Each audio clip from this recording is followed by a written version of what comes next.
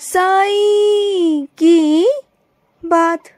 बच्चे, जब भी कठिन समस्या होती है ना, जब भी कष्ट आता है ना मेरे बच्चे, और उस वक्त में भी ना तुम्हें दर्द का एहसास नहीं होता, तुम मुस्कुरा रहे होते हो, तो समझ लो कि तुम अपने साईं के रंग में रंग चुके हो। तुम्हारा विश्वास मुझ पर दृढ़ हो चुका है कि चाहे कुछ भी हो जाए, कैसा भी तूफान आ जाए, कुछ भी हो जाए, तुम्हारे बाबा तुम्हारे साथ खड़े हैं। और उसी क्षण ना तुम्हारी किस्मत बदल जाती है और तुम ना उदार हो चुके हो। तुम ना अपनी शक्ति को पहचानो मेरे बच्चे। तुम सब कुछ वो हासिल कर सकते हो जो तुम चाहते हो।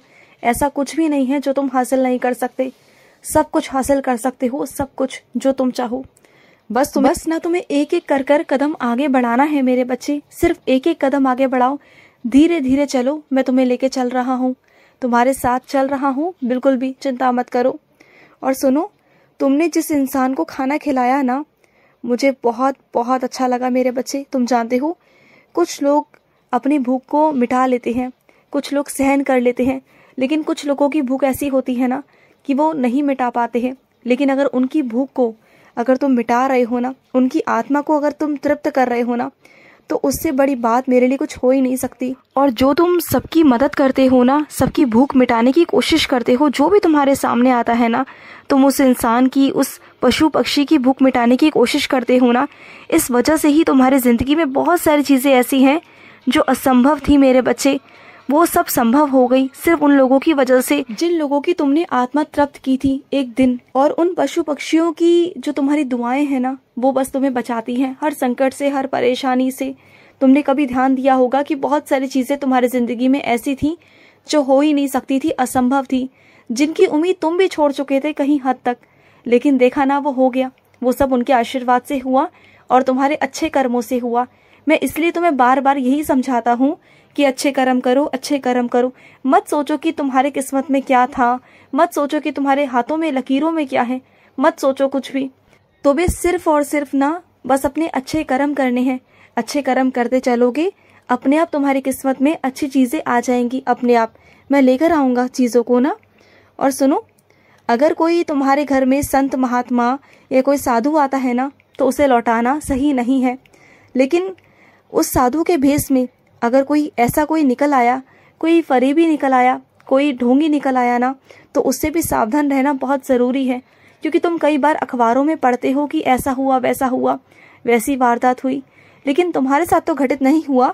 लेकिन फिर भी तुम थोड़ा सा शक तो तुम्हारे मन में आता ही है ना। तो पहले तुम थोड़ा देख परख लिया करो, उसके बाद में ही चीज़ें किया करो। और अगर कोई भी तुम्हारे दरवाजे पर आए, कुछ भी मांगे ना, तो तुम उसे दो, उसे खाली हाथ मत जाने दो।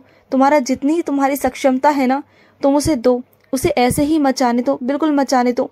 और अगर तुम्हें लगता है कि ये फरेबी है, ये ढोंगी है, जितने ये पैसे मांग रहा है उतने पैसे तुम्हें नहीं देने, लेकिन हाँ, जितने पैसे तुम मुझे दक्षिणा के रूप में देना चाहते हो, उतने पैसे उस इंसान के हाथ में रख दो। क्योंकि वो चाहे उस पैसों का कुछ भी करे, लेकिन याद रखना, तुमने जिस नियत से उसे पैसे दिए हैं ना, वो उसी जगह जाएंगे, तुम देख लेना। क्योंकि जिस नियत से पैसे दिए जाते हैं ना, उसे आज नहीं तो कल उन पैसों का भुगतान करना होगा, चाहे इस जन्म में या अगले जन्म में। क्योंकि जो धन देने की मंशा होती है ना, तुम्हें जहाँ तक धन पहुँचाना होता है ना, वो वहीं पर पहुँच जाता है। वो अपने रास्ते खुद ही खोज लेता है। उसे कहीं भी ले जाओ, कुछ भी करो, लेकिन वो अगर अच्छे चीज़ों के लिए है ना, तो वो अच्छी चीज़ों में ही जाएगा। उसे कोई चाहे बुरी चीज़ों में ले जाने की कितना भी कोशिश कर ले, उसे वो घूम फिर कर वहीं सीधे रास्ते पर लेकर आएगा। तुम देख लेना, अगर पैसा ज़िंदगी आबाद कर सकता है तो बर्बाद भी कर सकता है। अगर लोगों की ज़िंदगी संवार सकता है तो बर्बाद भी कर सकता है, लालच में आकर। तो बस यही चीज़ें हैं मेरे बच्चे। तो कोई भी चीज़ ज़्यादा हानिकारक होती है, चाहे कुछ भी हो। और सुनो, तुम्हें बहुत थकावट होती है ना आजकल, बहुत ज़्यादा थकावट होती है ना। थोड़ा सा भी काम कर लेते हो तो थकावट सी महसूस होती है। तुम्हारे पास इतने सारे काम होते हैं घर के कि एक साथ तुम सारे कामों को नहीं कर पाते हो। तो थोड़ा थोड़ा कर लो ना मेरे बच्चे। पहले थोड़ा कोई काम कर लो, फिर थोड़ा सा आराम कर लो, फिर उठकर दोबारा दूसरा कोई काम कर लो, फिर आराम कर लो। ऐसे करोगे ना तो सारे काम भी हो जाएंगे और तुम्हारे शरीर को कष्ट भी नहीं होगा। आराम आराम से सारे काम कर सकते हो। और सुनो, तुमने अपना प्यार लुटाने का, अपनी भक्ति करने का ना, तुमने एक अलग सा नया तरीका तुमने ढूंढ लिया है मेरे बच्चे। मुझे मालूम है कि तुम अब नए तरीके से, अलग ढंग से भक्ति करने वाले हो मेरी।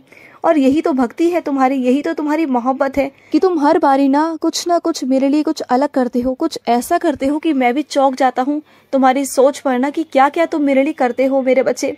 और तुम्हारी भक्ति ही है जो तुम्हारी नैया पार लगा रही है मेरे बच्चे। जो कुछ भी नहीं हो रहा था तुम्हारी जिंदगी में वो सब कुछ करवा रही है मुझसे। मैं विवश हो चुका हूँ आने के लिए तुम्हारे पास। तुम्हारी श्रद्धा, तुम्हारा विश्वास, मुझे आना ही पड़ता है, मुझे खींच लेता है अपने पास मेरे बच्चे। मैं रुक ही नहीं पाता, चाह कर भी ना मैं रुक नहीं पाता। और सुनो, तुम्हारे घर में कोई ऐसा मेहमान आएगा जो बिना बताए आएगा, अचानक से आएगा, और एक वक्त पहले वो तुम्हारे बारे में कुछ उल्टा सीधा भी कह चुका होगा। तुम्हारे मन में उसके लिए कहीं ना कहीं नफरत भी होगी, लेकिन तुम उसे लौटाना मत। अगर वो तुम्हारे घर पर आए तो उसका आदर सत्कार करना।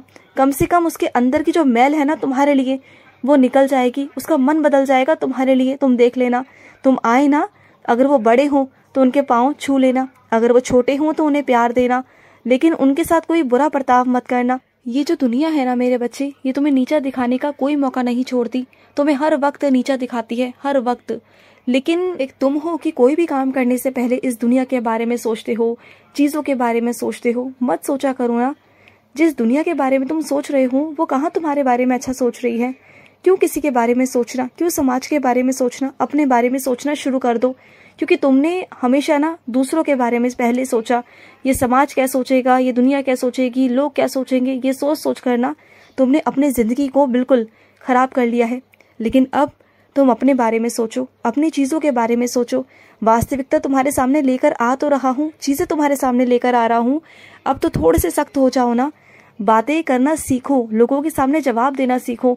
जब तक तुम लोगों को जवाब देना नहीं सीखोगे, अपने अंदर आत्मविश्वास नहीं लाओगे ना, तो लोग तुम्हारे बारे में ऐसे ही बातें करेंगे और तुम्हारे सामने भी करेंगे।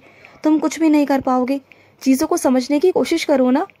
और सुनो, कुछ लोग तुम्हारे आसपास ऐसे हैं जो तुम्हारे बारे में हमेशा निंदा करते हैं, तो ऐसे लोगों का भी तुम्हारे आसपास रहना बहुत ज़रूरी है। अगर वो तुम्हारे आसपास नहीं रहेंगे ना, तो कौन तुम्हारी कमियों को बताएगा। क्योंकि जो तुमसे प्यार करते हैं ना, वो तुम्हारी गलतियों पर पर्दा डालते हैं और तुम जहाँ की हो वहीं रह जाते हो। लेकिन लोग जो कुछ है ना निंदा करते हैं तुम्हारी कमियों को देख कर ना, बिल्कुल इस तरीके से तुम्हें बताते हैं ना कि तुम्हें बहुत गुस्सा आता है, तुम्हें चुभ जाती हैं चीज़ें, और तुम उन्हीं चीज़ों को लेकर और बेहतरीन करने की कोशिश करते हो और तुम वहाँ से बहुत आगे निकल जाते हो। यही तो कारण है तुम्हारी सफलता का मेरे बच्चे। तो ऐसे लोगों को भी तुम्हारे आसपास में जानबूझ कर रखता हूँ, जिससे कि तुम और आगे बढ़ सको। तुम नहीं तो नहीं बढ़ पाओगे आगे, वहीं के वहीं रह जाओगे।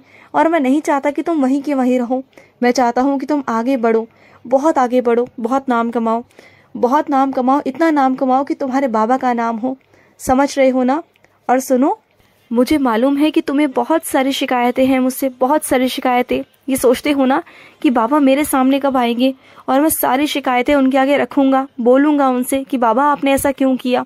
तो तुम्हारे सामने ही बैठा हूँ मैं, बोल दो जो भी कहना है ना, जो भी बोलना है सब कुछ कह दो। मैं सुन रहा हूँ तुम्हारी सारी बातों को, बोल दो। मैं तुम्हारे सामने ही बैठा हूँ, बोलो, मैं सब सुन रहा हूँ। मैं तुम्हारी एक एक बात का जवाब भी दूंगा, चिंता मत करना। और हाँ, तुम्हें कभी कभी लगता है ना कि तुम्हारा बाबा तुम्हारे आस पास ही बैठा हुआ है, तुम्हें महसूस होता है ना, मेरा एहसास होता है ना, तो मैं तुम्हारे आसपास होता हूँ। तुम्हें लगता है कि वो कोई वहम है या फिर वो कोई चीज़ है, कोई नकारात्मक ऊर्जा है, तुम डर जाते हो। डरा मत करो, तुम्हारा बाबा ही तो हूँ मैं, तुम्हारे पास होता हूँ। बस ये है कि तुम्हारे सामने ना बिल्कुल सही तरीके से नहीं आ सकता। अगर आ गया ना तो तुम मुझे जाने नहीं दोगे, इसलिए मुझे तुम्हारे सामने ऐसे ही आना पड़ता है, चोरी छुपे। तो चीज़ों को थोड़ा समझने की कोशिश किया करो।